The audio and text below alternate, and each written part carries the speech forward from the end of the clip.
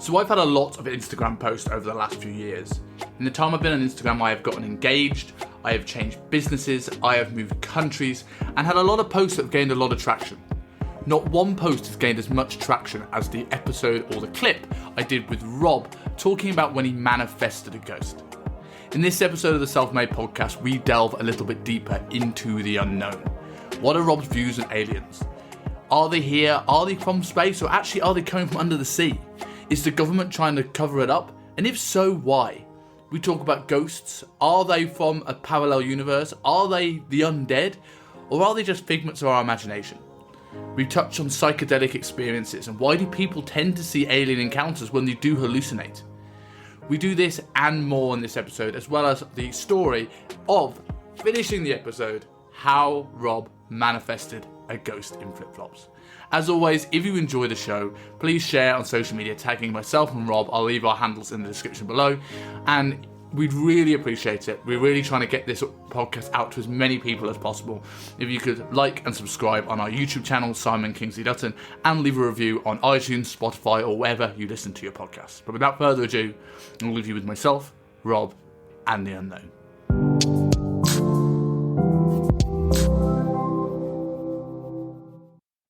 So Robb, I've had a lot of stuff happen to me since I joined Instagram. I moved to Hong Kong. I have changed jobs. I have started a podcast. I have gone to best friends' weddings. I've gone on holiday.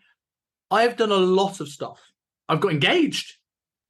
Yet people want to hear you talk about ghosts and aliens more than all of those things almost combined.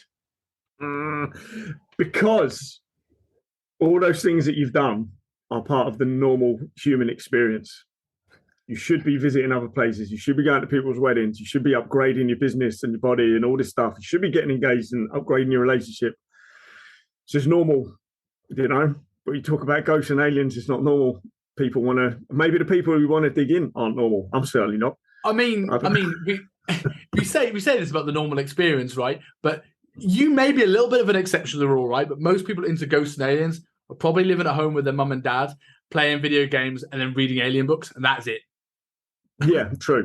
You've probably not had a relationship with anything other than a tissue in the entirety of their lives.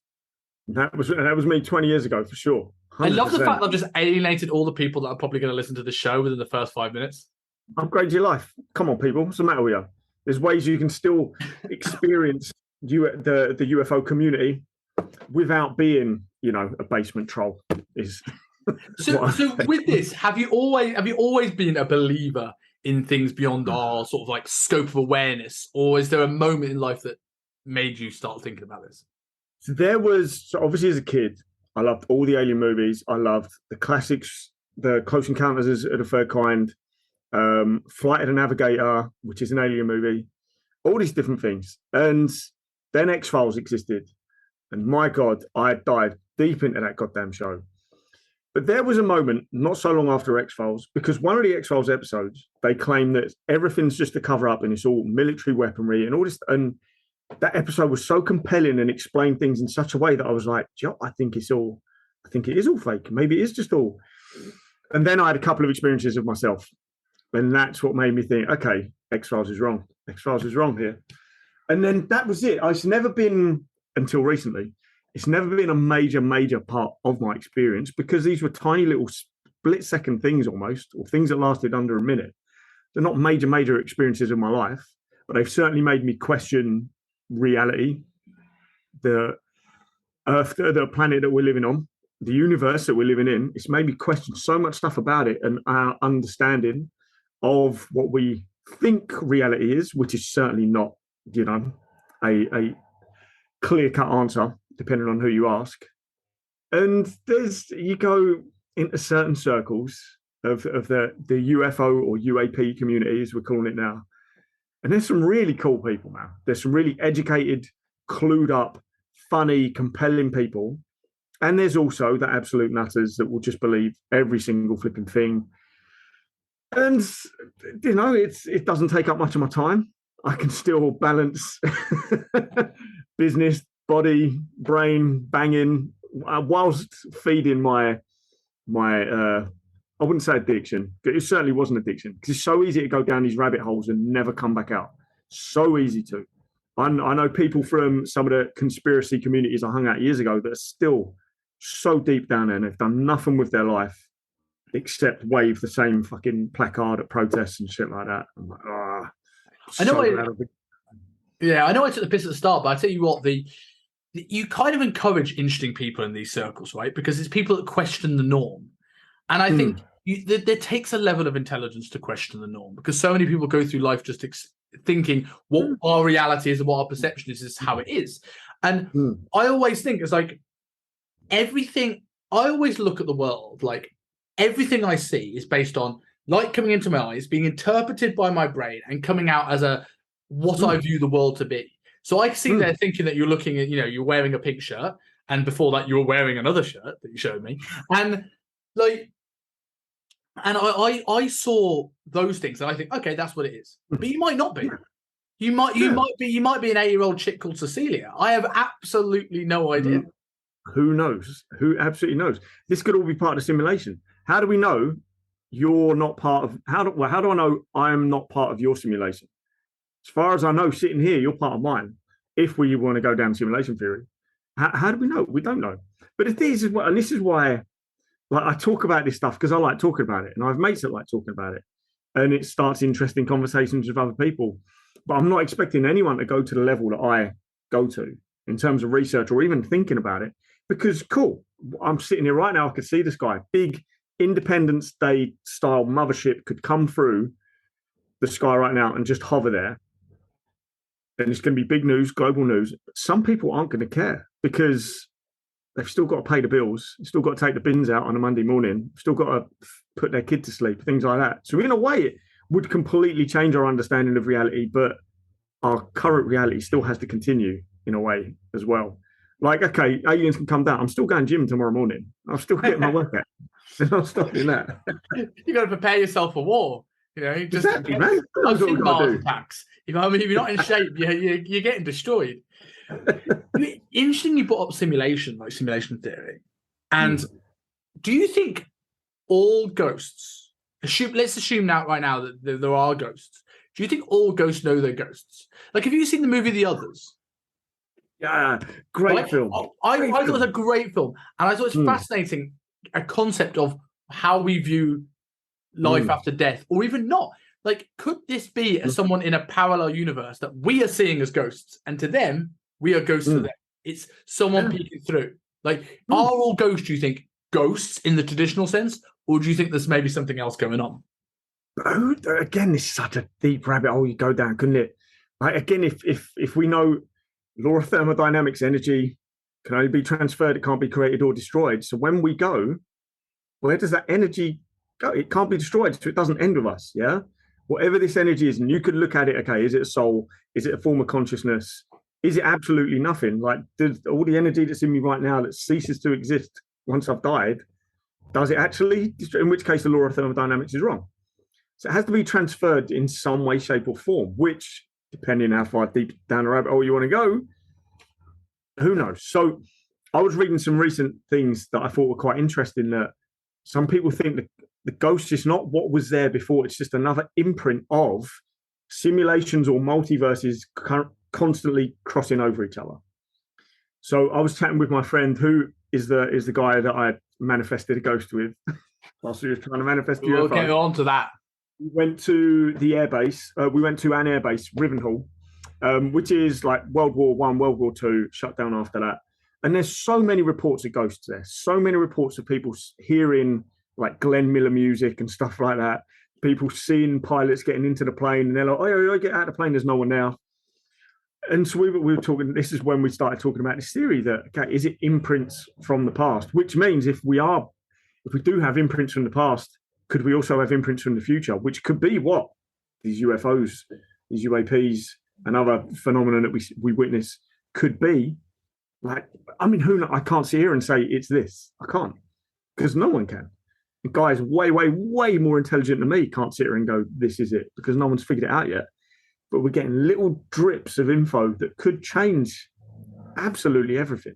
What info is being dripped that you've heard about? So at the moment, if you go deep into the UFO community, and you could call this bollocks, go deep into the UFO community now, America has released a Whistleblower Protection Act, which is pretty much revolutionary. So guys who have allegedly worked on craft or know stuff about these UFO sightings and things like that weren't able to come forward because you're giving away official secrets, in which case, Julian Assange, So they haven't been able to do so. But now, with these recent congressional hearings, Congress has realized that there's all these private contracted projects going on, studying these craft, which do exist, studying these craft, and they don't have oversight. They don't like not having oversight. So now they've created this act where whistleblowers can come forward and say, look, I worked here, I worked on this, this is what I know, this is what may be of use to you. And obviously they can't go public first because that's not quite what it's all about. And yes, that does encourage nutters to come out of nowhere, but you can check that, you can cross-reference stuff, you can check. Of course you can check. And with the information being decriminalized a little bit, it'll be much easier to check who's working on what base, who's doing what have you, because the info is coming out. Now, if you look at Jeremy Corbell's stuff, he was on Rogan again recently, who's done 2 phenomenal documentaries about the subject, has said there are more and more people coming to him now. Granted, you've got to take some of a pinch of salt. More and more coming to him now that have said we have these craft. We've been trying to reverse engineer it for decades. And you can't come out with that because people think you're either lying or you're a nutter, or it might be crossing some official secret thing where some private contracted group, oinks you into the back of a van and we never hear from you again. Who knows? Who knows? But with the protection of these people, that they're not instantly going to be thrown in jail and they're going to be listened to and things are going to be looked at, we now have a chance to go, okay, what is that? What do we actually have? Does America actually have craft? Which certainly sounds like it with the amount of people coming forward.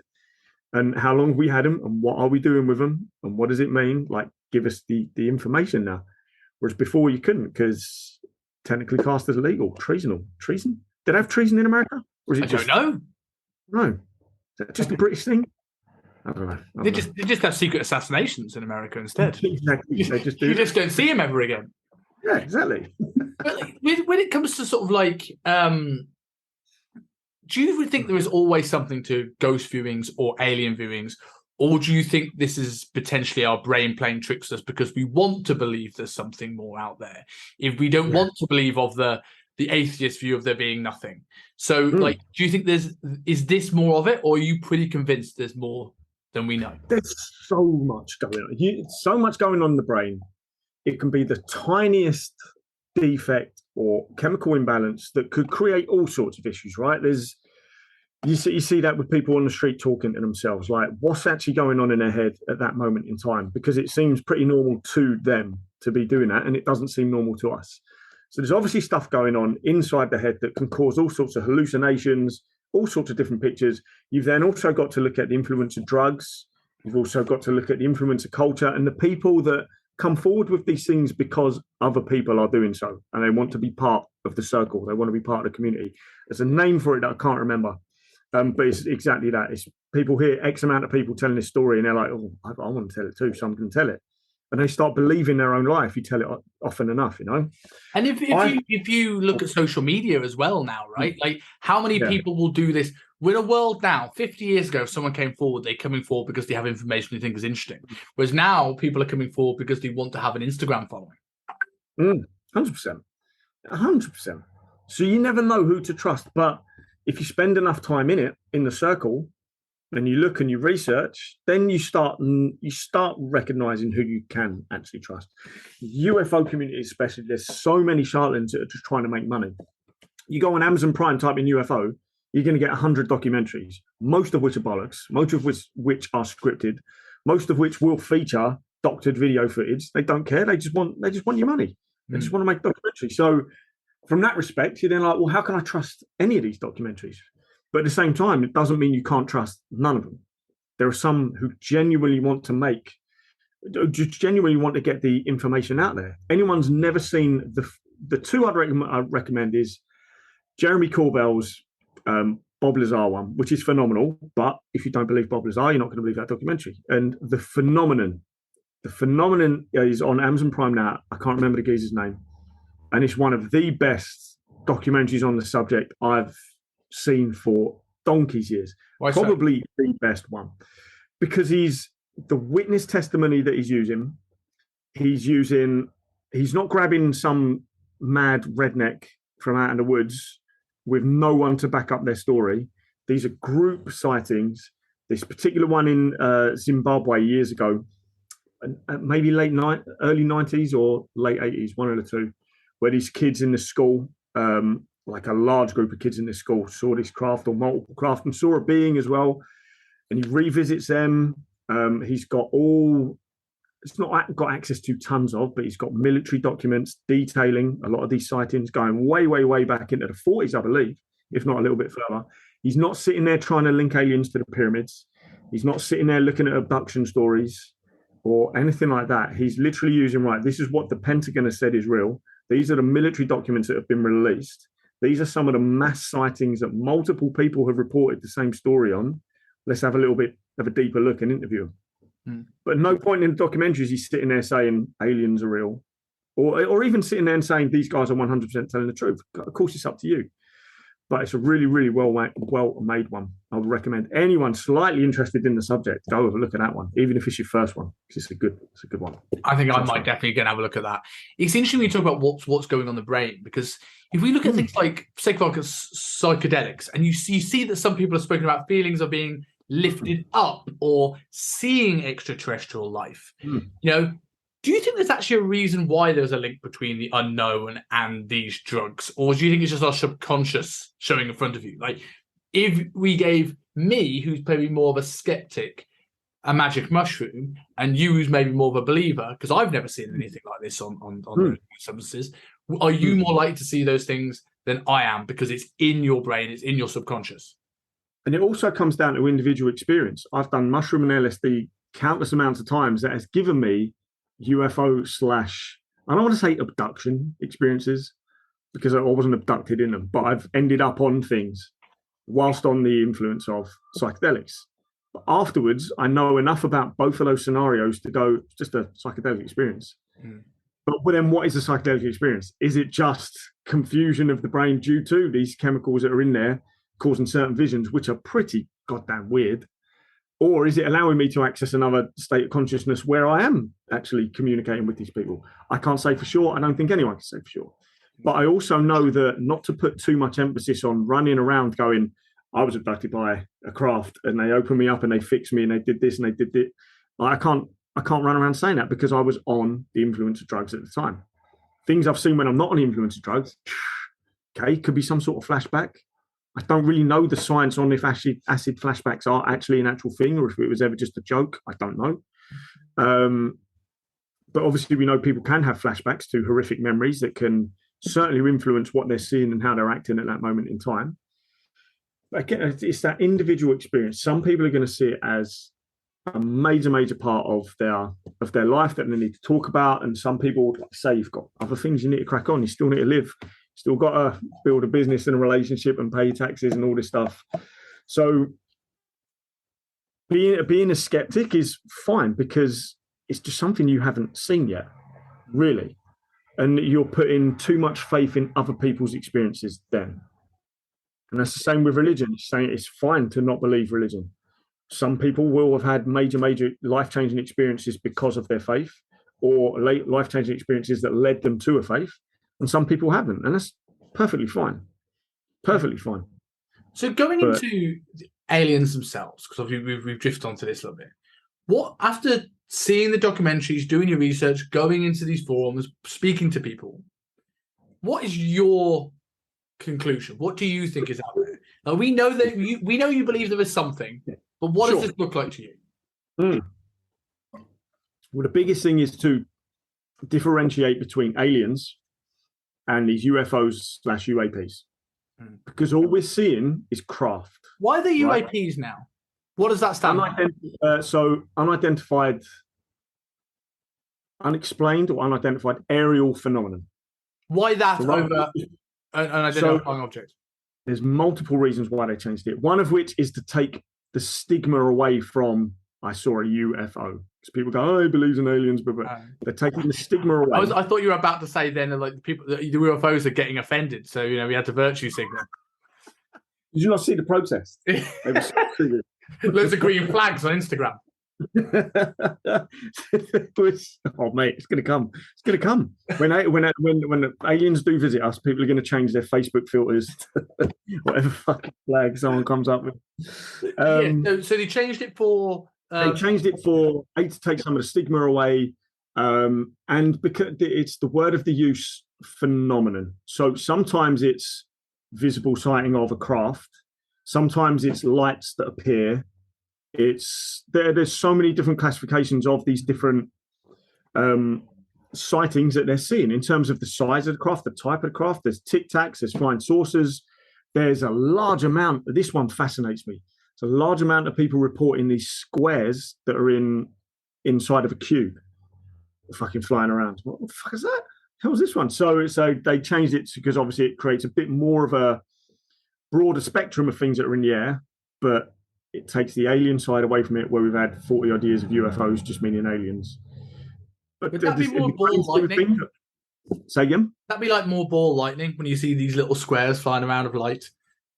Who knows? Because that's what a lot of people get confused with UFOs, right? It's ball lightning, which is a strange phenomenon in itself. Yeah, true, and that's it. And there would have been X amount of videos posted online that is exactly that. That is ball lightning.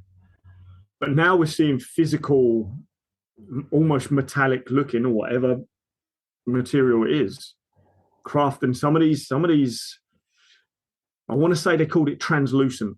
It's a square inside of a translucent sphere. It's fine. Fuck knows, man. Who knows? Who knows? Until this stuff really what's your interpretation? I chop and change so much. I used to think that it was, manned craft. And I use the word manned very, very loosely there, not because of gender, but because of in terms of someone being in there. They could be. I used to think that that's what it was. Something's what in pronouns there. do they have? What pronouns did the aliens have? It's going to be weirder than anything humans can come up with. But that's what humans are coming up with anyway. Then I kind of switched to, okay, maybe these aren't manned. Maybe they're more drones because, okay, they define the laws of physics, but does that mean what's inside can defy the laws of physics as well? If these things are flying at lightning speeds that are breaking the sound barrier, but without breaking the sound barrier, no visible propulsion, can these things move around like that and what's inside not get fucked up? But I can't imagine. Our laws of physics. Yeah, this is something I always find really interesting. When they say that when they're looking at planets and they're trying to find life on other planets, they say that planet's not worth looking at because it definitely can't house intelligent life because it doesn't have the climate or the oxygen. But we live on these climates, but it doesn't mean another being doesn't live in these climates. People would go, no life on Earth because there's too much oxygen there. It would kill us. Yeah. But we obviously have this. So I think we need to throw these assumptions out of the window when we're looking for these things, surely, because we don't know. Totally. And you've got to look at, so I'll get to where they're from in a second, but you've got to look at exactly that. We're seeing them react to our understanding of our laws of physics, which the most intelligent people who live throughout history have decided what these are. And I'm sure none of them are wrong, but there's also a chance we only get to a certain level. Not that long ago that the Wright brothers were, throwing cardboard planes into the fucking reservoir, trying to figure out how to fly. And in a short period of time, we've gone from those to flying machines, to passenger craft, to warcraft dropping off nukes, to look at the crazy things we've got flying around now, right? That we've created. Incredible, right? You also got look at cars as well. Me and my friend rented a Tesla a couple of weeks ago. And my God, it goes so fast out of nowhere and there's no controls because it's all on the computer. You go back 20 years, that was not quite imaginable. You go back another 20 years, that was definitely, no, of course we're not going to have that. That's a pipe dream of the future. You go back 100 years, I don't know, we had cars for 100 years. Whatever it is, you look at the models back then, this is state-of-the-art technology. This is absolutely incredible. You look at it now, you go, it was just the first cars. We've now figured out how to improve upon them, how to make them faster, how to make them more efficient. What's vehicles going to look like in another 100 years or another 1,000 years? We're on this massive, massive timeline where everything's constantly evolving. And at the moment, we can only really look back at what we've done to see how far we've come. We can't possibly predict how far things will be in the future, which then brings into this. Well, these things are here now. Like no one can actually deny that these things are here now. Where they're from, whose they are, we don't know. We can't answer that. But they're here right now, and they're doing this stuff. They're flying around at these incredible speeds, and they're transmedium, which means they're going into water and coming out again, and going from here to there in a split second. It blows my brain trying to comprehend it all. Do you think it's necessarily all out of this world, though? Because we often talk about, and I'm going to ask you a question about this in a second, but we often talk about conspiracy theories about governments like hiding these UFO stuff from us. And is it, or are they hiding technology from us? So these things we're seeing that we're going, oh, must be alien in nature, could just be because as you quite rightly said, how quickly our technology is. But that we don't see what is the top of technology in this planet. So this could be government stuff. It could have nothing to do with anything extraterrestrial whatsoever. Yeah, exactly. And it 100% could be, right? If you look at most technology that we're experiencing now as a consumer has probably already been around in development and in private contracting, whatever, for probably 10 years, if not longer. And if anyone doesn't believe us, so look back at Apple. Apple are a great example of this. Where we had camera phones for a decade, and then Apple released its first iPhone without a camera. So they can scale back up. You say they didn't have the technology to do what they did 5 phones later. Now, obviously, that's a silly comparison. But if they could do that, if that's what's coming in commercial technology, let alone what's coming in governments and whatever else. Yeah, exactly. It's you'll also have to remind me of what the question was because my brain's gone blank. It was. We started off on a tangent of what actually you think is out there. So you were then going to go on to where you think they're from and this sort of stuff. But there was something in the middle there. Shit, never mind. It will come back. I'm sure it will come back. But sorry. So in terms of, is it just ours? Okay, it very well could be. But you've also got to look at how the 3, maybe 4 biggest governments on this planet operate. The American government has just admitted that Congress did not have oversight of this stuff. And presidents are not necessarily being briefed upon it. And that's not necessarily because they're trying to keep it secret from the president. The president's got so much else to worry about in terms of running the country. Do UFOs, UAPs, do aliens really come into that as a matter of priority? You could very much argue no, and that's fine. I could probably agree with you there. But still something to look at. If America had that technology and it knew how to control it and it could use it from a military perspective, why aren't we using it now on mass scale when these sightings have been around for decades? Russia, is it Russian? We know Putin loves does topless photo shoots on horses. That geezer loves himself. Do you really think that guy, wanting to be seen as the toughest guy on the planet, if he had those craft, would not be using them in full force now to show the world, look what I can do, look what I have? Why wouldn't he use it in Ukraine either? I don't get it. I don't quite buy into that the governments have it. If China had it, we'd all be speaking Chinese right now.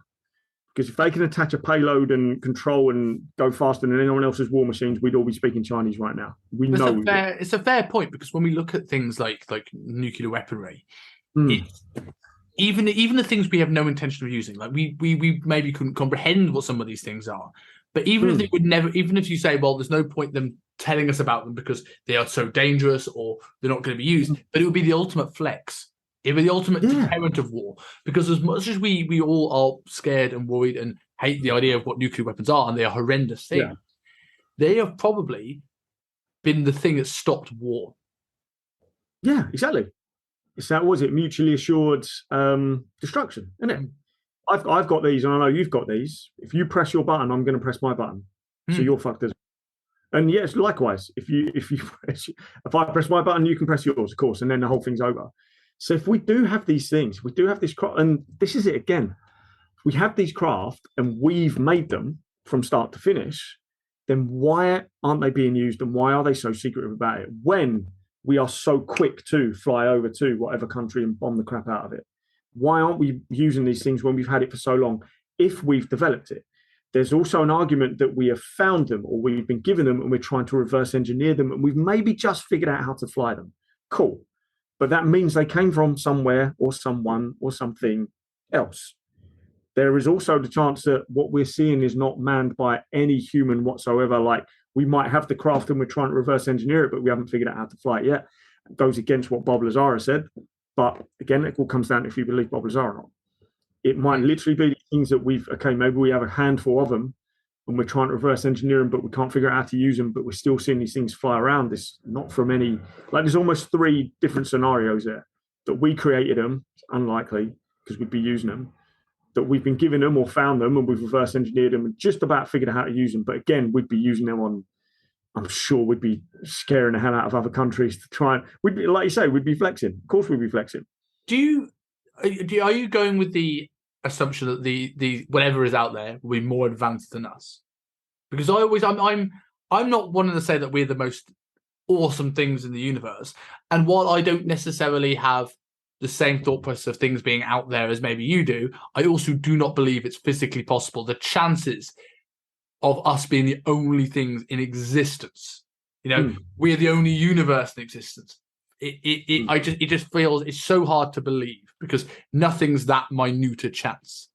But like I also find it a massive assumption that when you always assume that these people are going to be really technologically advanced compared to us, as opposed to what lots of the mainstream evidence has come out as is most of these things, if it is at all, it's just going to be algae.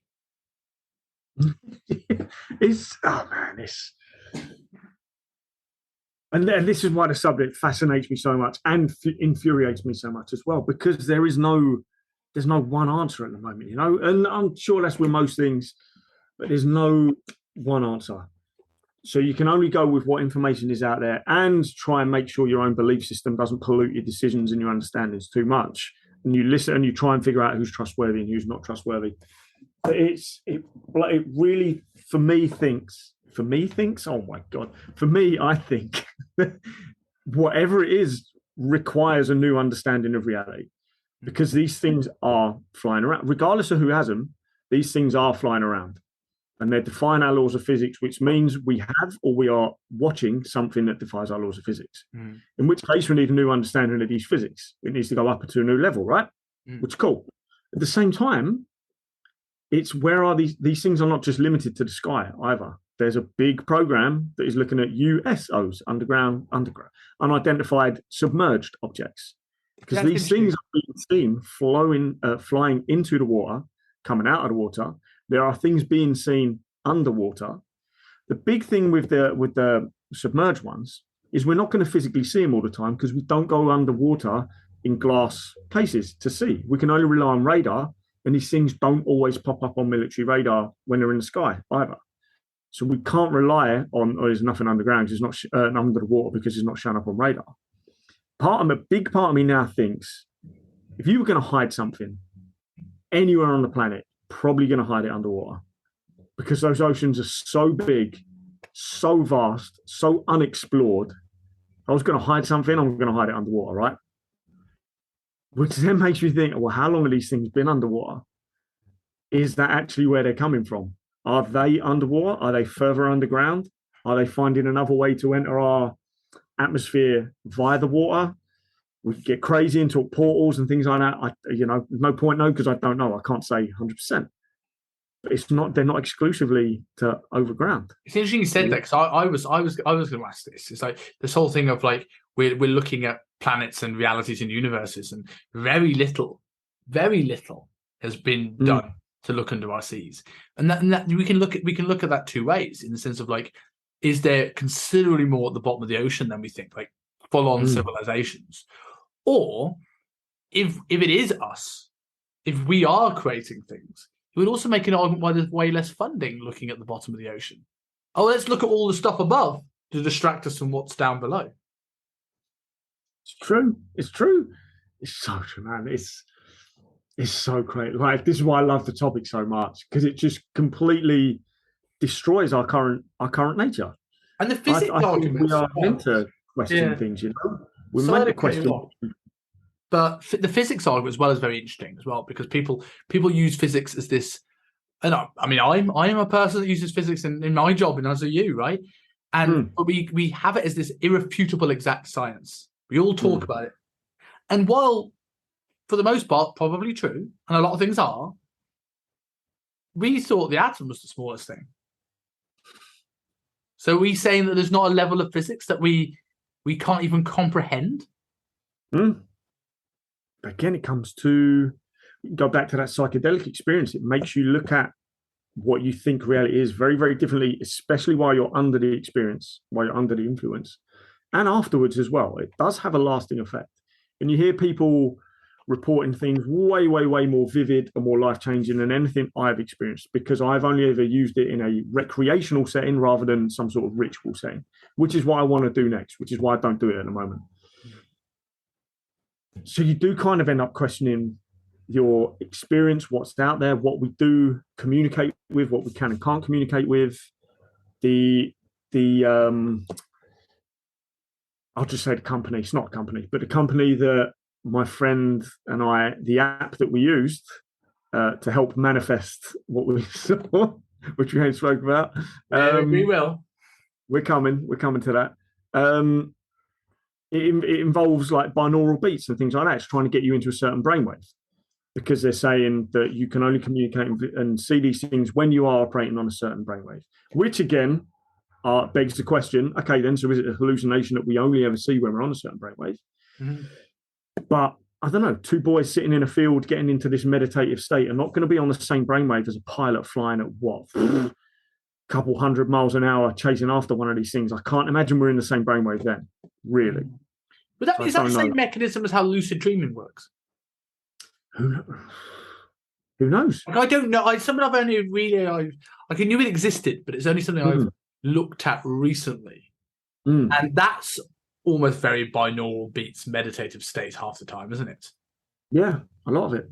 A lot of this stuff is a lot of. If you look at this guy Joe Dispenza, a lot of his stuff is based on getting you into the theta brainwave, where you're likely to be more creative, you'll be less stressed. There have been reported hallucinogenic experiences as well.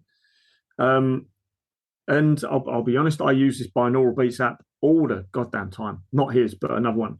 And sometimes it works. Sometimes it gets me really calm or gets me in a certain state.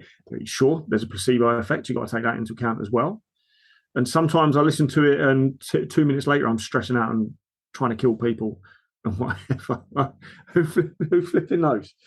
But at the same time, me and my friend who did this, we was in that field for like 4 hours, chilling, hardly saying anything, sun going down, the most relaxing experience that I've had in such a long time. And we just looked up at the sky for 4 hours straight. When's the last time someone can say they looked at the sky for 4 hours straight? Because people could instantly go, well, I don't believe you. I've never seen anything. It's because you're probably down here all the time. Rather than like, if you look up, you do see some weird stuff. And half the time it can all be explained. But we don't look up. It's like that goddamn film. It's like that goddamn film, you know? We don't look up enough. And we certainly used to. We certainly used to. So who knows? Yeah.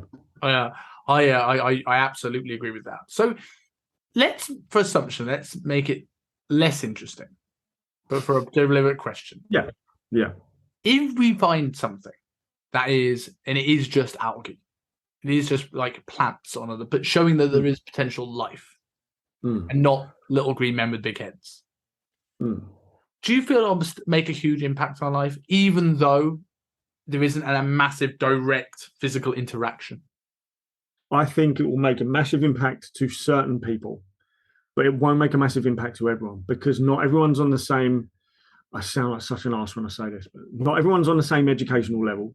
Not everyone's on the same spiritual level in terms of how does this actually affect us as a species. Not enough people care. Mid-COVID, and again, it depends what excites you and what your value system are, but mid-COVID, Pentagon came out with these 3 video sightings that are declassified now are legit. The military has filmed this. We can't explain what it is. These are UFOs. It was on the front of the New York Post. Do most people care? No. You could argue it's down to news fatigue from COVID and all the other crazy stuff that was going on. Could just be people couldn't handle another thing on top of it. Could be. Most people just don't care. That's the thing. Most people aren't going to care about it. So You say will it be news a fatigue. massive? Is it Mm, news fatigue, or is it the fact that people don't care, or is it the media company? It's not part of the media company's agenda what they want us to care about. Because I haven't seen these videos, but I remember mm, the story, and the reason mm. why I probably didn't see it is because you have to hunt. UFOs, we see a sighting, should be top news. That's interesting, but it's Mm, really far down because we have to tell you the death rates in every single country. We have to fill you with yeah, fear. We have to, yeah, and going down a conspiracy wormhole, people who are scared are more controllable. Now, is people going to be more scared by the prospects of a UFO invasion, or are people going to be more scared by something that's literally tangible that they can see and feel around mm, them? And it mm. just pushes this news down. Again, it all depends on what level we start finding answers. That could be the world's biggest mass sighting of a craft over somewhere with video footage, irrefutable. That would hopefully be front page headline news for a long period of time. But whilst we don't have that, who knows if that's going to be the thing that helps people. Saying we've actually discovered, like you say, some sort of algae that has this different intelligence and moves on different levels of physics to us, again, only certain people are going to care. Like if you look at some of the videos that come from the bottom of the ocean where they've discovered these new, man, if you want to know if aliens, not UFOs, but aliens are real, just look at the bottom of the ocean. Look at the things that are down there, things that have their own lumosity, or I don't know if that's the right word, but they're luminous at the bottom of the ocean when there's zero goddamn light. And as soon as light reflects off it, my God, incredible things going on down there. Jellyfish, or Medusazoas, as I should say, as a species, would have been fascinating, incredible. But if you say, right, we've discovered a new species of Medusazoa, not many people are going to be interested. If you say we've discovered a species that lives at the bottom of the ocean and actually moves at the speed of light and can hover above ground and fly at the speed of light, and it's been bugging the military for decades, not everyone's going to care. Mm. Because some people just can't comprehend that as, okay, this is actually true. Some people are so paranoid, they won't believe what they're told anyway, because they'll automatically think, no, this is the media trying to force something on me. There's a large part of the community that thinks these things aren't real. They are military drones and, what would you call them, holograms that are going to fake an invasion, that is going to bring in new laws, new surveillance, or new faiths, or whatever the hell it is. You go too deep down a rabbit hole, you find everything. You find absolutely everything. You find the people that are already sexually attracted to them. It's all sorts of fucking weird things going on, right? You'll also see that if it was a new species of jellyfish or whatever else, you also get a big section of society that was disappointed because it's now something. It's something on our planet. It's just like another species of lizard, and I'm like, yeah, but it's not. It really isn't. The big thing for me is, a big part of me thinks that they're already here and already have been here for a long time, probably longer than us. Not necessarily that they're on another planet, that they're on Zeta Reticuli and they're flying here or switching dimensions to get here. I'm coming more and more around to the conclusion that I think whatever these are live here and have done for probably longer than us, which takes me down all sorts of rabbit holes. Have they genetically engineered us? Have they been surveying us? Is it surveillance for something else? Are they actually drones that are watching our development like we've got a Mars rover? Who knows? Is it Nessie? Yeah. Yeah, no. The thought in me really hopes that Nessie can fly, and she's like really fast. If we discovered algae on Mars, we'd be sending way, way more than just. We wouldn't be just using that Mars rover. We'd be sending all sorts of stuff there. And knowing our current technology and what would likely reach Mars, we're probably going to send a bunch of drones over. Why the hell wouldn't we? Now, if there is a species that's living on Mars that has been there for hundreds of thousands of years, that are just used to a bit of dust, a bit of water, Martian sunset, and now suddenly things are flying overhead, which are our things, it's that perpetuating cycle of, is this just something that has been sent here to monitor us? Who knows? But I'm coming more and more to the conclusion that these things already live here, which makes it a bit more mundane for some. Because like you say, it's a species that's already here. It's already in our oceans. We just haven't discovered it. So who cares? Whereas if you put it's from another planet and it's traveled over, that brings into, well, how's it traveled? How's it gone that far? there is another planet with life on. It's way, way, way more bigger than the idea that these things are already here. What do you think is going on? Dimensional is a bit too much for most people to comprehend. So most people won't accept that. But sorry, go on. What do you think is going on at Roswell, on Area 51? Roswell was a legit craft that somehow crashed, and this is in the phenomenon as well, that they recouped the materials of the craft and are stored somewhere. And the photograph for the media, just to show something, was use of weather balloon materials. And so that's why people look at the photos and say it's just a weather balloon. But the military guys that are holding that material were told this is for the media, then we need to show them something to hold this stuff. And they say that's not what we were holding. Were bodies recovered? I don't know. I don't think the autopsy thing is real. I don't think so. I think that takes a giant leap of faith to believe if that one is real. And how would it stay hidden? Like you can go through secrecy acts, you can go through treason or the American equivalent, all you like. Right? And I know some people have spoken about things happening in Area 51, but people talk. It's been a long time. And that's the thing. So so Roswell's one thing. We look at Area 51 as a base. And then you look at the different areas. So Bob Lazar, for example, worked in Area S4, which is not Area 51, but it's linked to because it's in the same, well, I don't want to say area, but it's the same zone, so to speak. It's not the same postcode, but it's certainly the same county. So there's all these different bases where different stuff was happening. And you say, like, people would normally talk. But if you've created enough fear and enough of a penalty to make them not talk, then they might not talk. But every now and then someone comes forward, like Bob Lazar did. Is he real? Does he have an ulterior motive? I don't think he has an ulterior motive. He's certainly not trying to get paid. He seems quite like a private person that, again, is just looking at it as one part of his life. He worked at this place and this is what he was doing, but it's not his entire... He's not going on every single podcast talking about UFOs and craft and aliens, things like that. He's not.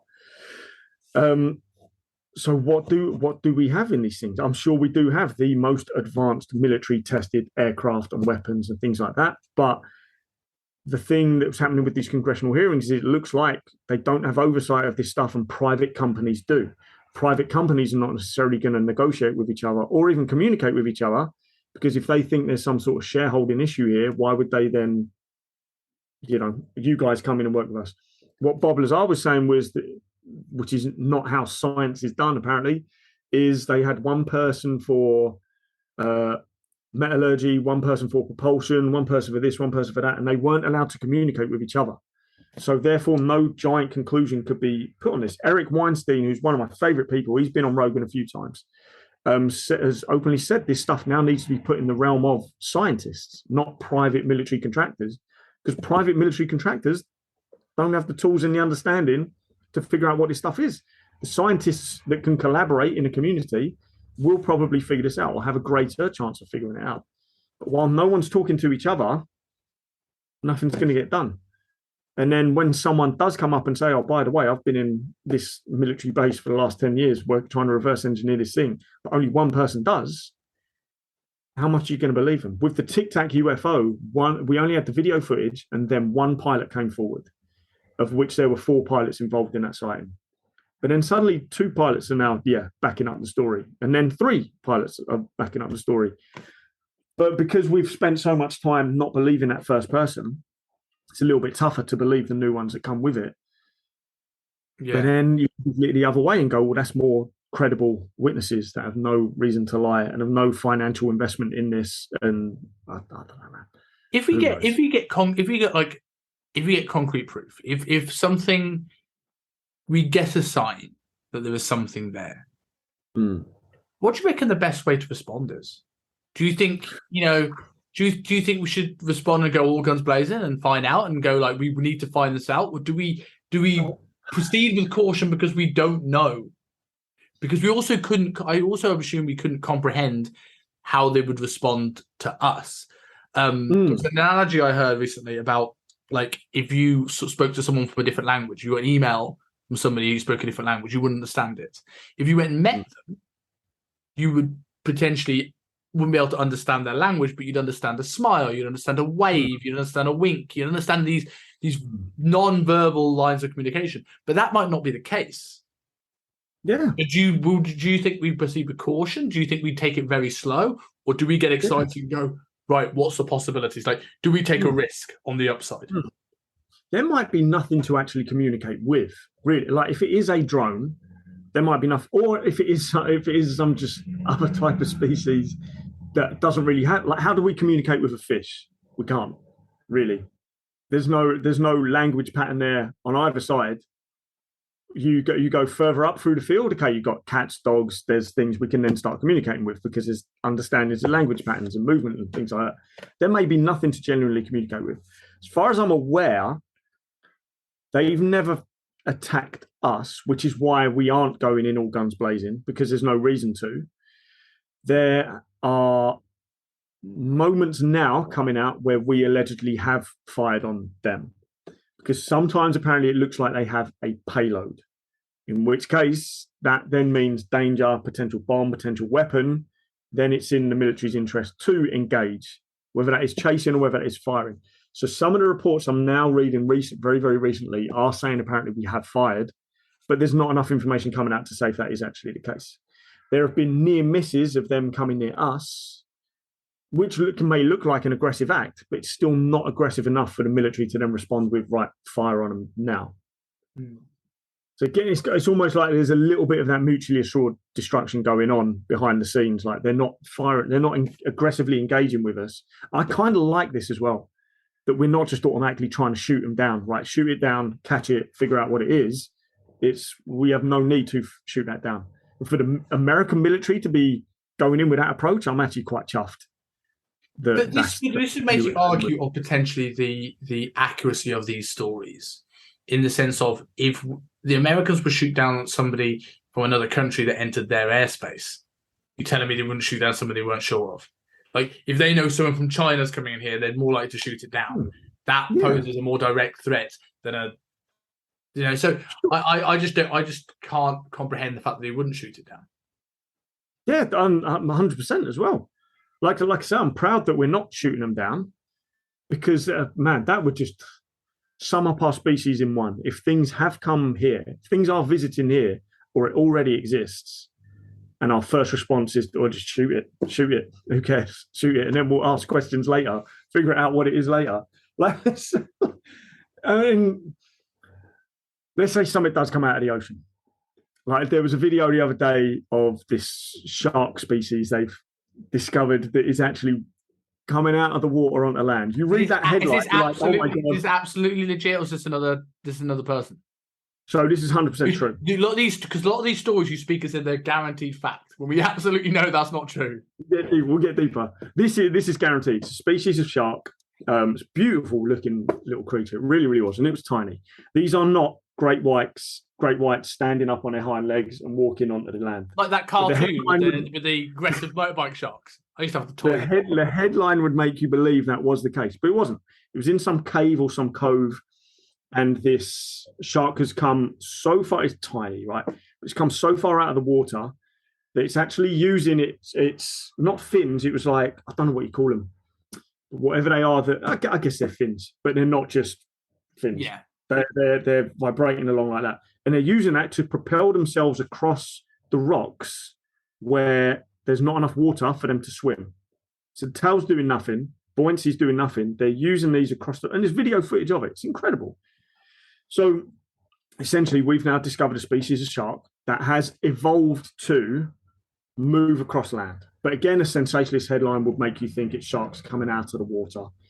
But the good thing is, we're looking at it and they're going to study it. We're not going straight in and going, right, kill it, figure out how the hell it's walking on, interrogate it. How are you walking? Let's do what, normal, rational, hopefully rational human beings and scientists would do. Let's look at it from a scientific perspective, which doesn't mean we have to capture it and kill it. So I'd like to think that we can observe and try and study these things without the need to try it and capture or to destroy it first. So if you destroy it, you learn fuck all. And we're then becoming the aggressor. And it looks like their technology, whilst we don't necessarily see weapons, their technology is way, way, way more advanced. So why would you necessarily go and pick the fight with the bigger boy who's not aggressively acting towards you? Doesn't make sense that we would do that. But all it takes is one trigger happy pilot to do it. But then, like I say, as more and more of this info is coming out, apparently there are reports where we have engaged. But engaged is a subjective term. Is it chased? Is it collided with? Is it shot? This is what Congress is asking. Joe Biden looking at the sky going, you. Going, and then trying to shake hands with himself. I don't know. Yeah, absolutely no idea. Do you think we get concrete evidence in our lifetime? I really feel like something big's going to come soon. Really flipping soon. What soon? Mate, I would have put money on September. This year? Certain people, I believe, I would look out for something big in September. Well, I can't say. I can't possibly say. Are we putting a 10 on it? I would like to think, but it depends on what level, right? Depends on what level we're going to go to. So you say concrete proof. Is that video footage? Is that official government announcement? Is that, what is that? What is concrete proof, you know? Who knows? What is concrete proof? Well, something that's relatively irrefutable that someone can't just go, that's a madman speaking on an internet forum. We're not talking red pill forums here. We're talking something genuine. Would you put a 10 on it? Okay, tenner in September. Tenner in September. I'll give you to the end of October. That something intensely irrefutable and reputable will say that this is 100% the case. I would like to think in September that we'll have someone very, very reputable, and it's not going to be presidential, come out and say, we have these craft in our possession. That's what I'd like to think will happen. This is really interesting. Like, you're looking for you're betting a 10. I know it's only a tenner. You're betting a tenner on literally everything changing in the world. Mate, I've bet more money on stupider things. Don't worry. It's all good in the bit. But I'd like to think that now we've seen this year especially that things are changing, that governments and private contractors are being told they can't be as secretive, and we have the ability to access more information, and more people can film things, but yes, more people can edit things as well. I'd like to think that in our lifetime, we would see more. We may not have the concrete answer as to what they are and where they're from, but we would see more concrete understanding. This is you can't argue this. These things exist. These things are flying around the skies and in the seas, and Interesting. But we may not. Yeah. So to bring a close onto aliens and bring us to finishing off with the story that brought most people that listen to this to the podcast. Tell us the story about the ghost and flip-flops. So for the 10,000 people that have heard that me and my friend manifested a ghost in flip-flops. By the way, when I come back to the UK, please get me involved in this. Man, let's do this. There's groups that do this. There's not many in the UK. My mate's on this app. I'm not on it. And there's groups of people messaging each other. Let's do like a group things. Apparently it works better in a group. But this geezer, his name's Dr. Stephen Greer. He was on Rogan years ago. Rogan doesn't like him anymore. Some of his documentaries are terrible. Some of his arguments get debunked and he doesn't accept it. A lot of his stuff's behind a paywall. Can I fully 100% support the geezer? No, I can't. But he has this app that has these binaural beats and this, I don't want to say rituals, like a method where if you follow it, apparently you will see something. But it's more of a manifestation. So it's allowing them to visit you. Like a Ouija board. Almost like a Ouija board, which takes more of an understanding that these things are traveling here and you just so happen to be at the right place at the right time. You're manifesting something into your dimension through whatever vibration, let's call it, that you're giving off, okay? So the first thing that you do is you play this meditative music with these binaural beats in the background. You openly and internally exclaim what you're looking for. Say this is a safe place, come visit me, whatever, and then you kind of ask what you want to see. Granted, we've only done this a couple of times. He's done it a lot more than I have. I have to send you these photos because he has some mad photos as well. And then you're just chilling. You put in these different, I don't want to call them tunes, but you're putting these different beats on. Some of them sound nice and relaxing. Some of them sound really weird, like really flipping weird. Like if anyone walked past you, you'd be like, what the hell are you boys doing? This is a bit odd. And we were in this massive cornfield that was nowhere near anyone. Okay, we were near a train line. It was nowhere near anyone. not really a public footpath, but there is a footpath. And no one came round. We knew, because we didn't want the farmer coming out and shooting us out of the field. So we checked. It's not a field that you go in to walk around. It's not really a throughway. It's not a way to a farmhouse. It's literally just this cornfield. Just so happened to be a gap through the fence that we went into. And we've been there a couple of hours. It's like the sun's still up. We've seen some weird things. We've seen some planes that were not on official flight apps, because he's got it all, man. He's got it all. So you see something in the sky, let's just check the official flight app. Oh, it's MH720 on its way to fucking Mallorca or whatever. We'd see planes flying over that weren't on these apps, right? Which is kind of cool. There might be a simple explanation someone can tell me there. It might be. We're seeing odd shapes, very odd and thick shapes in the clouds. The things that you need to look at for a long while before, like, you're asking, is that solid? Is that moving? And some things just turn out to be just light reflecting on the clouds. And again, you don't look at the clouds often enough to have a full understanding of what these things do, you know? And then we heard, we didn't hear, we saw someone coming. I'm like, oh, shit. We're standing there in the middle of this field, like no camping gear or anything like that, with a Bluetooth speaker with these weird blips coming out of it. And it just so happened at the time we were talking about Liver King.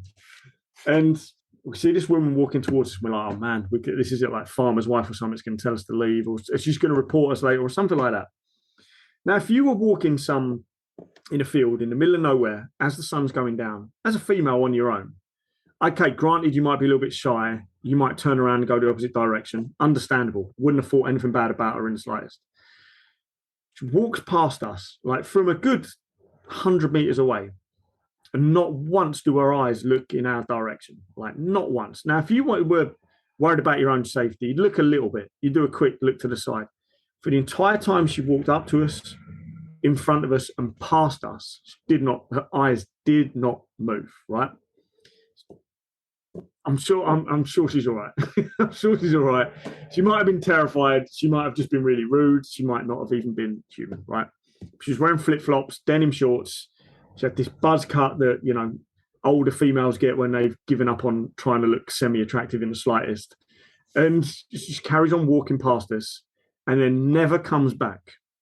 Like I say, we checked this field out. It's not the farmhouse isn't there. And if she was going into the farmhouse, she'd be certainly coming back to tell us to get the fuck out of the field, or the farmer would, or whatever. There was nowhere else for her. There's no village for her to walk off that she should be walking through in pitch black. Like, you would not have seen where you were going. She didn't come around and come back later. Later on, much, much later on, we saw a woman walking a dog who went into the field and then about 20 minutes later came back. Like, that's the route. That's all you could do. So where the fuck did this woman go? So we're like, right, she's either hiding in the corn, she's collapsed and she needs our help. She knows a different way that we know, or she was a ghost. We manifested this woman, right? So then we look at, okay, right, Occam's razor, what's the simplest explanation? And to be fair, I'd say I want to hear the simplest explanation, because right now it sounds like this woman must have been a ghost because she didn't look at you. If a girl, if she's alive, a girl would have to look at me. There's this like, you walk past these two fellas in the field in the middle of nowhere who are playing these weird sounds out of a Bluetooth speaker, and this geezer's not stopped talking about Liver King, because that's what I was doing. I was like, I don't want it to go awkward and go silent and make this bird feel even worse. I'm just going to keep talking about what I was talking about, which was a Liver King. Might have sounded really, really weird. But in terms of the simplest explanation, location, where she could have been heading, what she was doing, why she was out that late at night, the simplest explanation is she was a ghost. She was a ghost. Like, that's actually the simplest explanation. Like, that's the thing. That's the thing where people. That's like a human being having a slightly green tinge. You go, simplest explanation, alien. When you look at all the questions that would have to be answered to explain why she was there, where she was going, why her behavior was so weird, like, ghost. Simple as that. That was the simplest explanation, that she was a ghost. I really want to believe you. I really want to. At the same time, this woman went through a gap in a hedge. That's what I think happened. Let's look back at the reports from, like Rivenhall Air Base or many others, where they've seen, right, someone's getting into the aircraft, get a torch, chase them down. What the hell are you doing? No one there. And then again and again. And then they'll see people, it's like in World War II military uniform, chase them down. Well, they're not there. Okay, so then we've got to look at, okay, I saw someone, I definitely saw someone. We've got to look at all the different explanations. Could maybe have been tired? Could it have been a trick of the light? Why does it look like a World War II uniform? All these different things, when essentially the simplest explanation is, not saying what they are at all, but the simplest explanation is, then that's a ghost. That is the simplest explanation. What that geezer saw was a ghost. But then that leads us down the deeper rabbit hole of, okay, what actually is a ghost? Is it some sort of matter? Is it an imprint? Is it a memory? Is it a projection? Who knows? That's when things go, well, it can't be a ghost, can it? But at that moment in time, the simplest explanation was we manifested a ghost. Is that the only time you've seen one? So the only time you manifested something in one of these times you've gone with binaural beats? In terms of manifesting, that's the only thing we've seen. Oh, we saw some odd sights. Again, it was cool, man. We saw a lot of planes that weren't on a list. We saw a lot of Elon Musk's satellites flying past. So many of them. It was incredible, right? Considering there's only 120 up in the sky, we must have saw about 30 just over our little field in Essex. It's crazy. How do you know those satellites were Elon Musk satellites? So I use an app called In the Night Sky. I won't load it up now; it takes too long. It's called In the Night Sky. There's loads of apps you can use, and it will tell you what star is what star, what you're seeing, and then it will show you. You'll see. Like it only used to be a handful of satellites and the space station.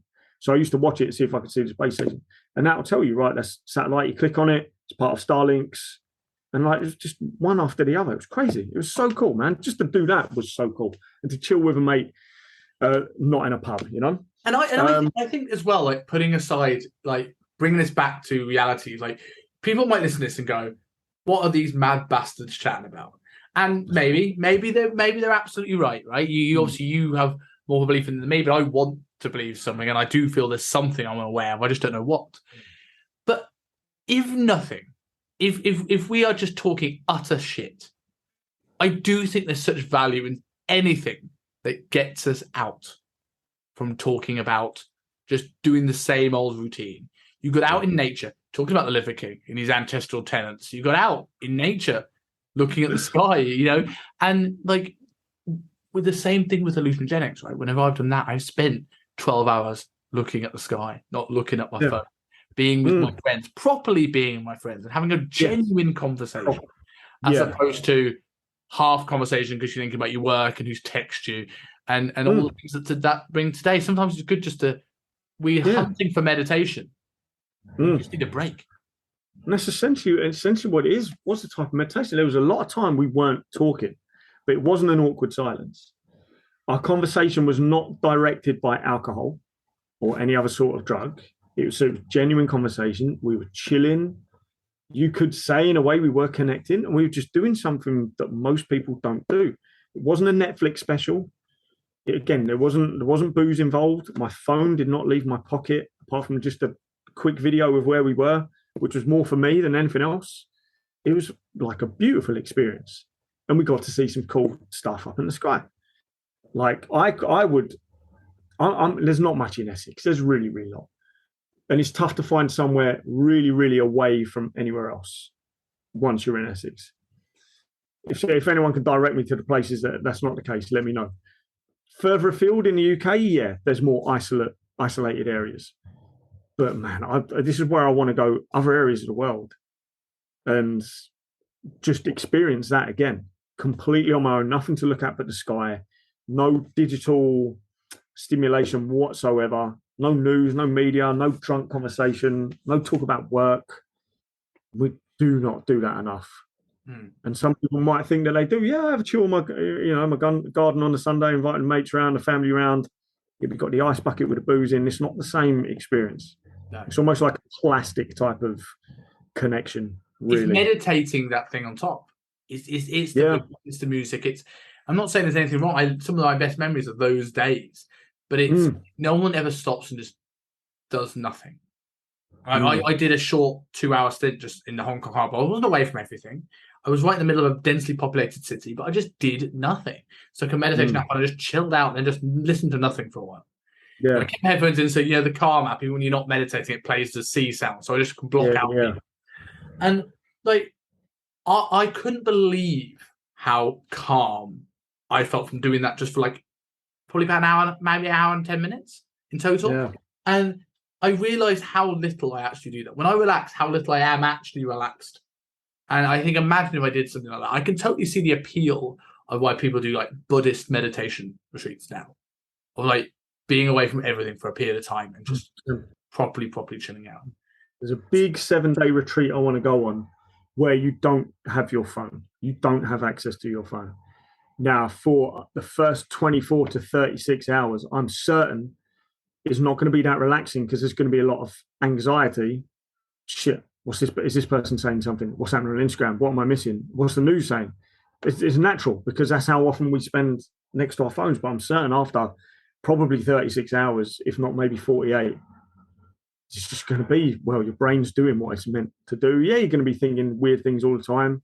There's still going to be some stimulation, but to be away from that noise, from being stuck in that circle all the flipping time, I think that's game changing. To be able to do that for an extended period of time, I think that's where some of this growth comes from.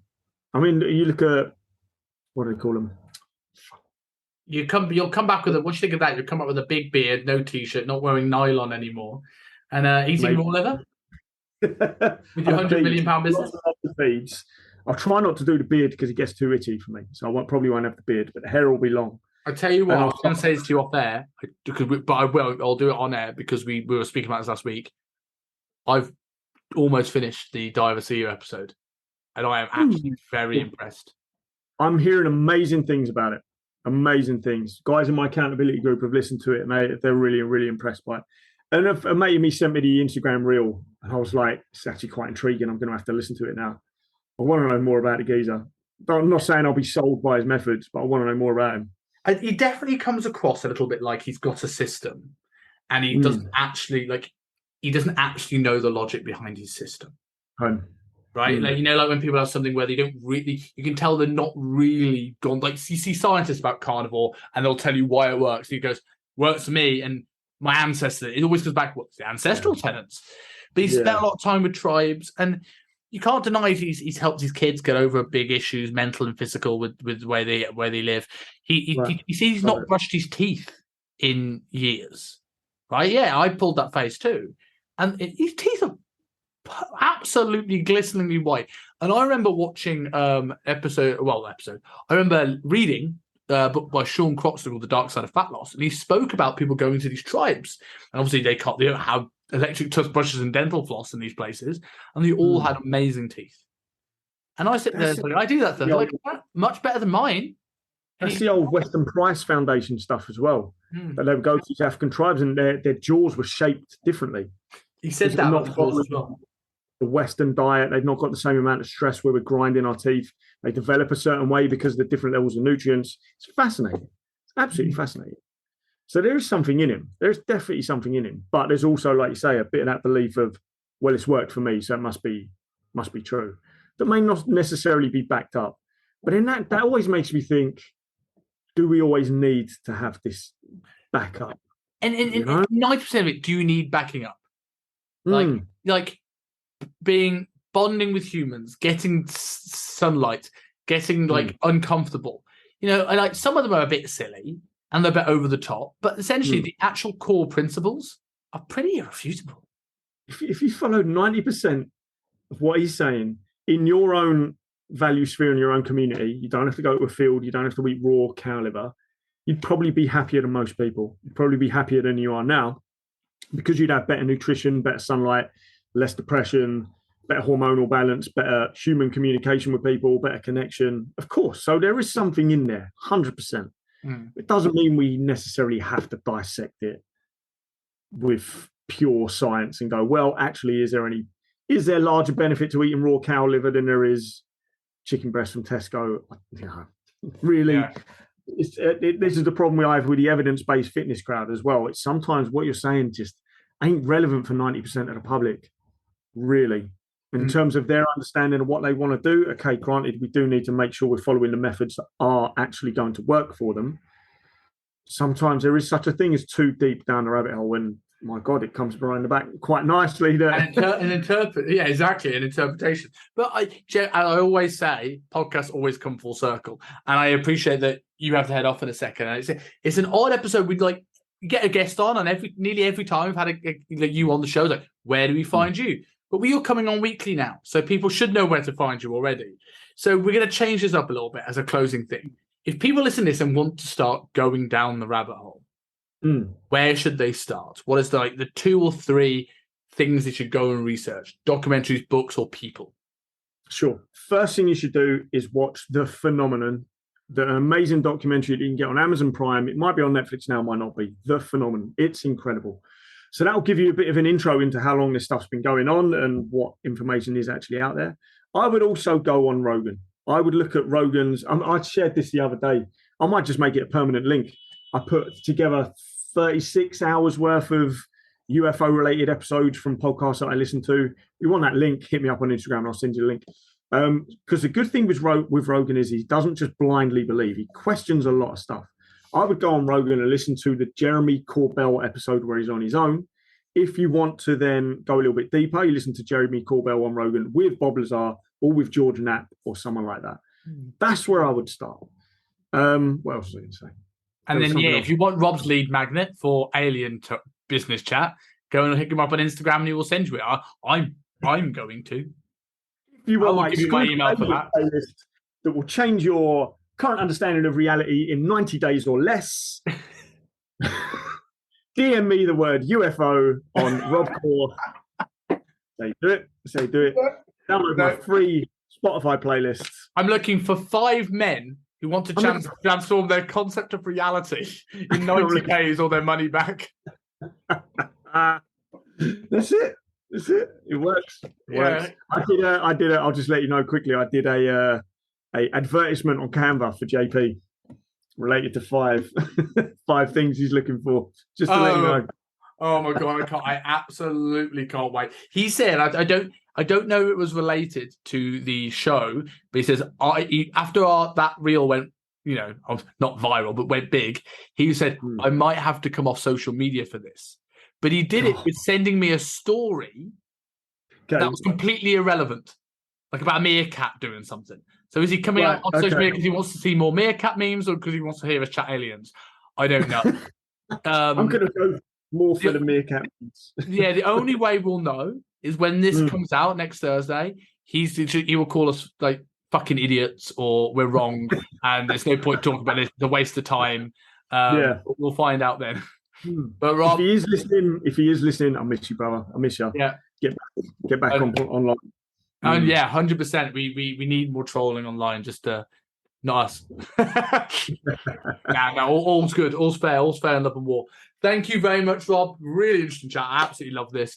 I will speak to you next week, if not before. And thank you again.